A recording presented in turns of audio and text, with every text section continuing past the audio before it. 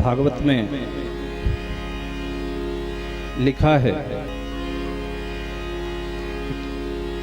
कि भाग्योदेन बहुजन्म समर्जिते सत्संगमम च लभते पुरुषो यदावे।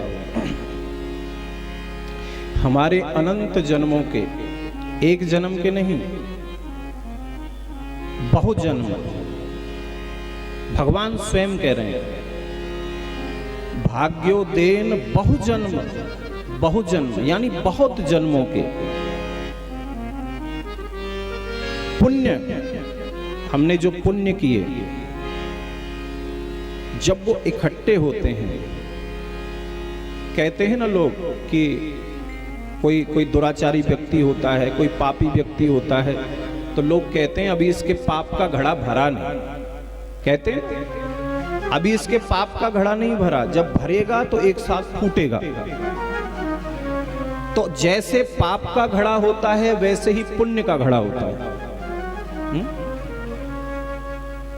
भाई किसी ने पूछा कि आदमी जब मर जाता है, मरना सबको है, जब मर जाता है तो वो क्या लेके जाता है साथ में? तो सब कहते हैं कुछ लेके नहीं जाता, खाली हाथ आता है और खाली हाथ जाता है।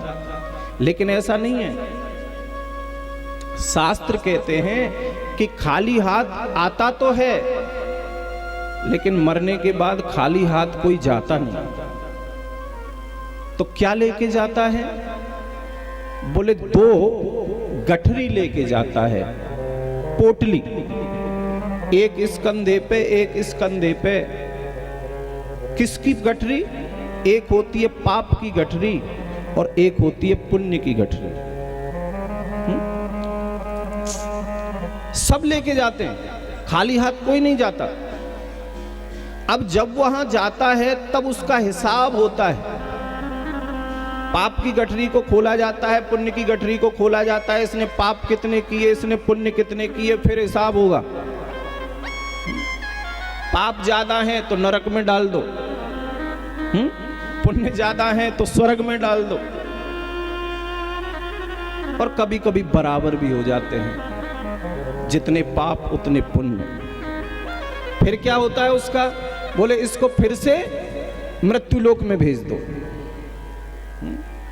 अगर बराबर है तो। इसका मतलब सीधा है कि खाली हाथ नहीं गए। तो जैसे पाप की गठरी, पाप का घड़ा, वैसे ही पुण्य का घड़ा। अब पुण्य का घड़ा इसलिए कहा है कि बहुजन्म, बहुत जन्मों के जब हमारे पुण्य इकट्ठे हो जाते हैं तब हमको क्या मिलता है? बोले सत्संगमम च लभते पुरुषो यदावे। तब हमको सत्संग मिलता है, भगवान की कथा सुनने को मिलती है। अगर हमारे पुण्य इकट्ठे नहीं हैं तो हम कथा सुन नहीं सकते, हमको सत्संग मिल नहीं सकता।